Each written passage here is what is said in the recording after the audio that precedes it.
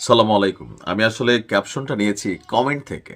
সেখানে কেউ কেউ এই রেজা পাহালভিকে ইরানের পিনাকি হিসাবে অভিহিত করার চেষ্টা করেছেন।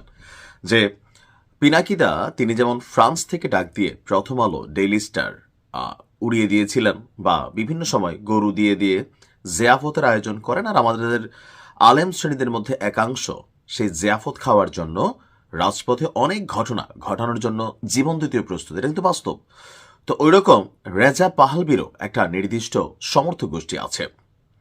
৪৫ বছর আগে উৎখাত হওয়া যে শাসক গোষ্ঠী, তাদের সর্বশেষ কর্ণধার হচ্ছে এই রেজা পাহালবি।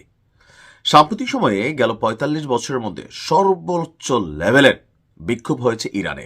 আর এই পেছনের একজন মূল যিনি মাস্টারমাইন্ড কারিগর, এ হচ্ছে রেজা পাহালবি, যিনি যদি এই সরকার ক্ষমতাচ্যুত হয়ে যেত, আল্লাহ তো বাঁচাই দিছে, এই রেজা পাহালবি নিজেই ক্ষমতায় বসতো।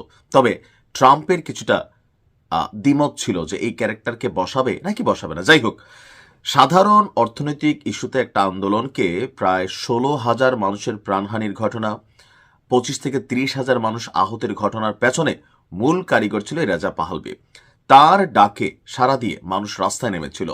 আর ট্রাম্পের আশ্বাসে, গতকালকে নিশ্চয়ই নিউজটা দেখেছেন যে ট্রাম্প কিভাবে মাঝপথে এসে পল্টি নিচ্ছে, জনগণ পড়ছে বিপদে যারা বিক্ষোভ করেছে। এখন পরিস্থিতি ইরান সরকারের টোটালি অনুকূলে, অর্থাৎ তারা সবকিছু কন্ট্রোলে নিয়ে গেছে, সময় হয়েছে পানিশমেন্টের। তো ওই মুহূর্তে এসে রেজা পাহালবি আবারও জনগণকে রাস্তায় নামার ডাক দিয়েছেন হালকা জিয়াফতের আয়োজন করার জন্য। কিন্তু জনগণ এবার আর তার ডাকে সাড়া দিয়ে মাঠে নামে নাই, কারণ সরকার অন ফায়ার। ইরানের সাধারণ মানুষকে বর্তমান ক্ষমতাসীন সরকারকে উৎখাত করার জন্য আবারও বিক্ষোভে নামার আহ্বান জানিয়েছেন রেজা পাহালবি। তবে এবারের বিষয়টা ছিল ভিন্ন। শনিবার থেকে সোমবার পর্যন্ত টানা বিক্ষোভের ডাক দিয়েছে, কিন্তু শনিবার সন্ধ্যার পর রাজধানী তেহরান সহ অন্যান্য জায়গায় কোনো বিক্ষোভ ঘটেনি, কোনো জনসমাবেশ ঘটেনি, কোনো রকম অ্যাক্টিভিটিসও দেখা যায়নি। ধরেন প্রথমবার যেখানে ১০০ নামছে, অন্তত ১০ জন তো নামতো, কিন্তু মজার বিষয় হচ্ছে একজনও নামেনি। এখন কেন নামেনি? পেহেলবির বক্তব্য হয়েছিল যে যদি সরকার পতন হয় তাহলে ট্রানজিশনাল নেতার দায়িত্ব নেবেন, আর বিদেশে যারা দীর্ঘদিন যাবৎ বসবাস করছিল, বিদেশি ইরানি, হ্যাঁ, যারা তারা কিন্তু তাকে বড় ধরনের একটা সাপোর্ট দিয়েছিল। তবে তার যে মোটিভ, তার যে উদ্দেশ্য, এটা নিয়ে মানুষের মধ্যে সিদ্ধান্তহীনতায় ভুগতেছিল মানুষ।